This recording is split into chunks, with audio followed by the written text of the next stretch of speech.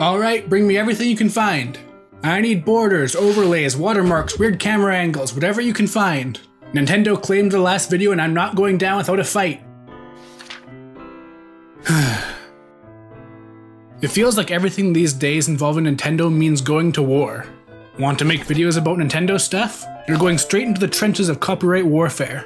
Think their new Zelda game is one of the all-time greats? You better be ready to defend your opinion on the battlefield. Did the Metacritic score of said Zelda game go down from a 98 to a 97? Oh, you better believe there's going to be a war. It's a shame, this attitude has been warping discourse for ages. Which really sucks because The Legend of Zelda Breath of the Wild is one of the most interesting games Nintendo has released in years.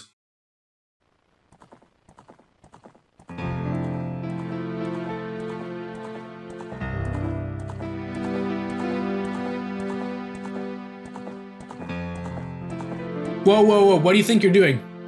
Get rid of that, find me something that won't get a copyright strike. That's better.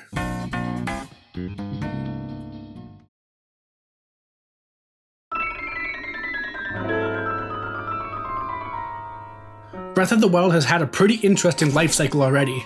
It's not a unique cycle by any means. It follows the same basic trends of hype and hype backlash that pretty much every Zelda game goes through. What sets it apart is how fast it happened. In a matter of weeks, Breath of the Wild went from a beloved darling of a game, going through that thing every 3D Zelda game does, where people wonder if it will be the game that finally usurps the throne of a janky old early 3D game. But pretty quickly there was a stark shift. People started calling it overrated and deeply flawed.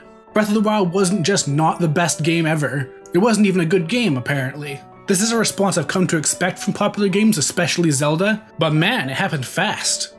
Because everyone was praising Breath of the Wild to death, I wanted to make a different video and try and stand out, but something kept happening. Everywhere I looked, talk of fanboyism and nostalgia goggles kept cropping up. People I respected were saying that anybody who liked this game was just blinded by nostalgia, or just excited that a new Zelda game was coming out. And frankly, I'm a little insulted. I spent years complaining about Breath of the Wild. I didn't think the game looked good at all, and Nintendo kept bungling all their games. I had zero faith they could pull this off. So when against all the odds this game won me over, I was a little annoyed to have my praise brushed aside like a common Nintendo. But honestly, there's problems with Breath of the Wild's discourse. Lots of hyperbole, lots of emotion, way more anger than I think is justified. So with this video I want to get into the specifics of why this game works. My hope is to help some people who like this game express themselves a little bit better. And hopefully some of the stuff I say will help some of the people who dislike the game understand why some people are latching onto it like they are. Oh, and this video is only going to go into stuff that Breath of the Wild does well, so you don't have to worry about things like ending spoilers. Let's start with the big one. In Breath of the Wild, stuff breaks, namely weapons. Durability has been a major area of contention in Breath of the Wild discussions.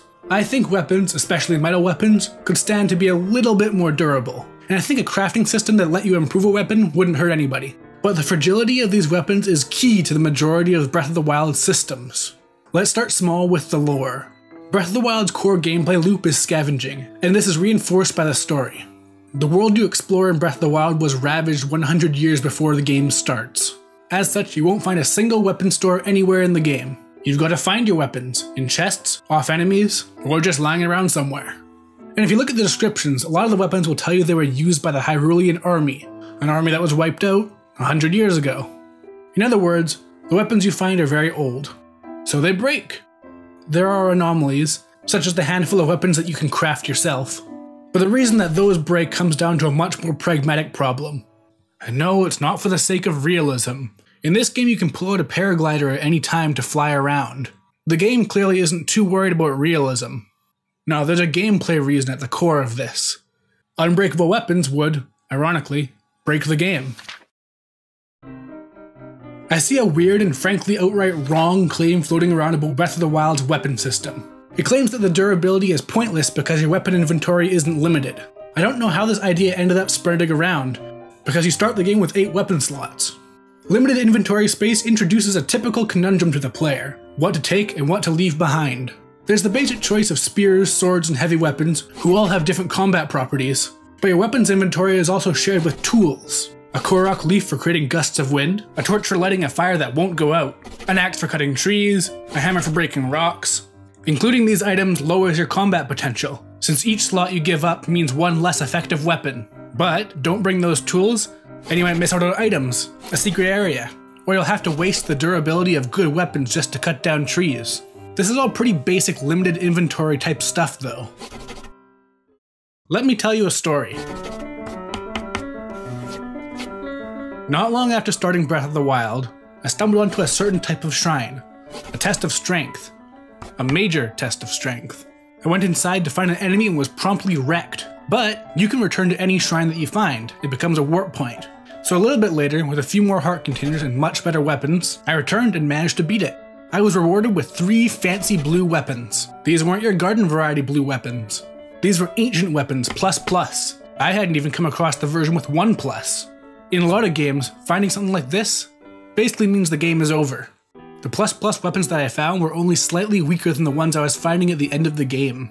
If I had been able to keep them, I would have crushed every single challenge the game had left for me. But I can't keep those weapons, they have durability.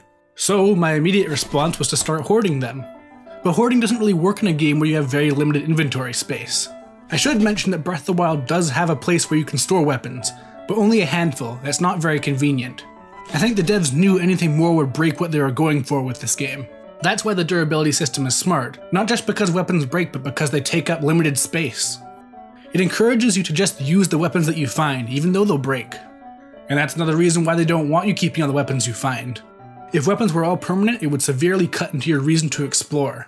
And the game really wants you to explore. Because nothing lasts forever, it definitely avoids the problem that so many open world games have, where finding secrets or doing quests rewards you with stuff that's way too weak for where you are in the game. But even without that, Breath of the Wild does exploration incredibly well.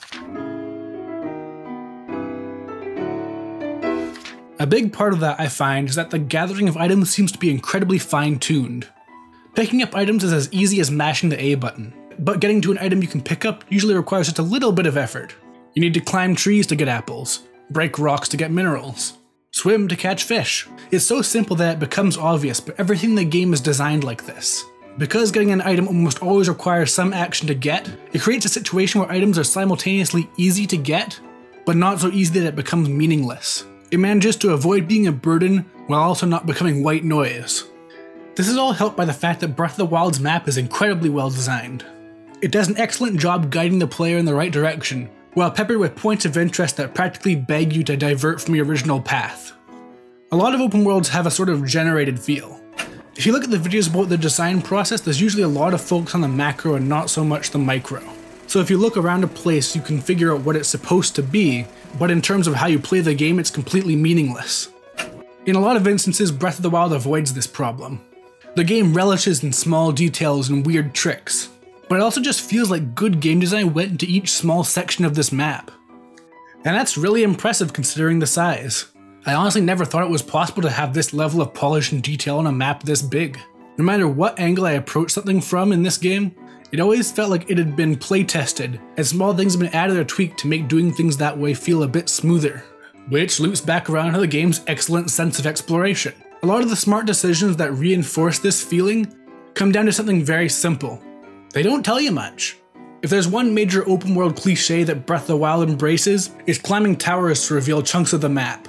There are a handful of said towers that dot the map, and once you reach the top, a significant chunk of the map of Hyrule will be revealed to you. And Breath of the Wild takes that very literally. The towers only reveal the map. It doesn't flood said map with quest markers. If you want to find somewhere to go, you're gonna have to actually read the map. The game leaves you to think, gee, maybe somewhere called the Spring of Courage will have something useful. Or, that conspicuously heart-shaped pond is awfully suspicious. You don't have to scour a giant map though. Chatting up NPCs will reveal all sorts of things about the surrounding area, and going on quests will often lead you to areas that have other points of interest nearby. And even if you do none of that, the game is full of landmarks you can easily see by playing the game normally. That's what Breath of the Wild wants you to do. It wants you to sprint off towards anything that happens to catch your eye off in the distance. The final ingredient to this world, the spice if you will, that keeps the game from getting dull as quickly as other open world games, is that it's not afraid to be punishing. Link will freeze to death in no time in cold water. At the start of the game, even basic enemies will make short work of you, and powerful enemies will obliterate you straight into the late game unless you know what you're doing. Swim too far, you drown. Go to a volcano, you burst into flames. Now I say the game's punishing, but here's the secret. It's not. Autosaves are super frequent, and the load times after a death are super short for an open world game. So it's kind of fake punishing. The world is dangerous and you have to find ways to deal with it. But you're not actually punished much for failure, so it encourages to experiment. It's smart design. Challenging enough to keep exploration exciting, but not so punishing that it gets frustrating.